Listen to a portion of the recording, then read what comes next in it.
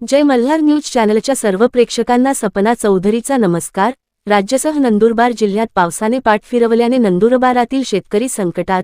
दुबार पेरणीची भीती वाढली, विहिरींचा जलसाठा आटला, पिके करपण्याच्या मार्गावर। 2 ते 3 दिवसांत पाऊस न झाल्यास शेतकऱ्यांवर दुबार पेरणीचे संकट। हवामानाच्या अंदाजावर पेरणी, पाऊस गायब झाल्याने बळीराजा हवालदिल।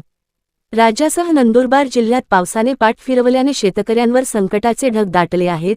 हवामान खात्याच्या अंदाजावर विश्वास ठेवून नंदुरबार तालुक्यातील पूर्व आणि पश्चिम भागातील अनेक शेतकऱ्यांनी पेरणी केली, मात्र त्यानंतर पावसाने दांडी मारल्याने पिके करपण्याच्या मार्गावर आहेत।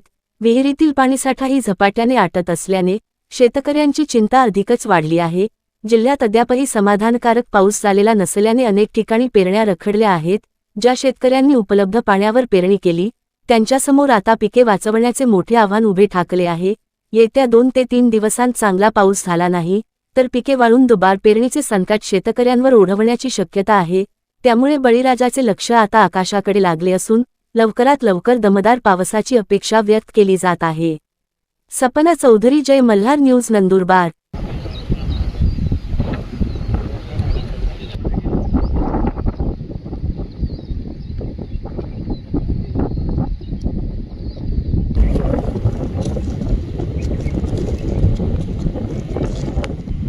वाकडा 8 किलो पाहिलं ते कपाशी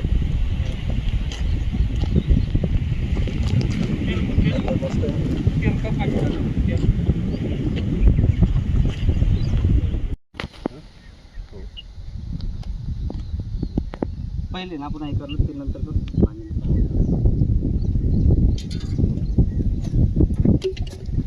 तुम्ही बरोबर आहे सुरुवात करायला बोला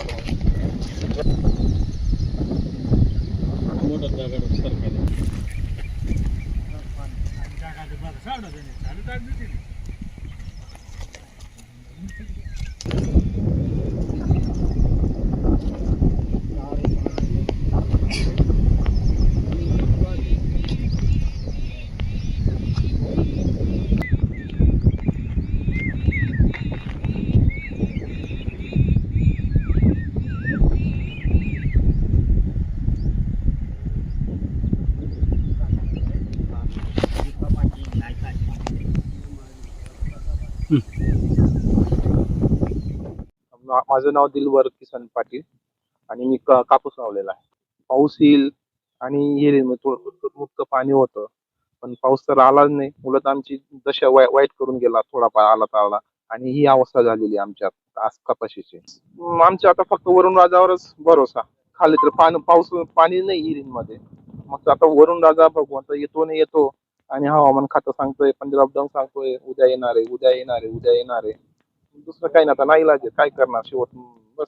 नाही खर्च आता तर पाऊस अजून 5 दिवस नाही आला तर दुबार करावी लागेल। अजून परत 1 एकरासाठी 4-5 हजार रुपये बियाणं आणायचं आणि ते मजूर 5-6 मजूर अजून परत मजुरांचे रोज 300-400 रुपये आणि ते पण येत नाही।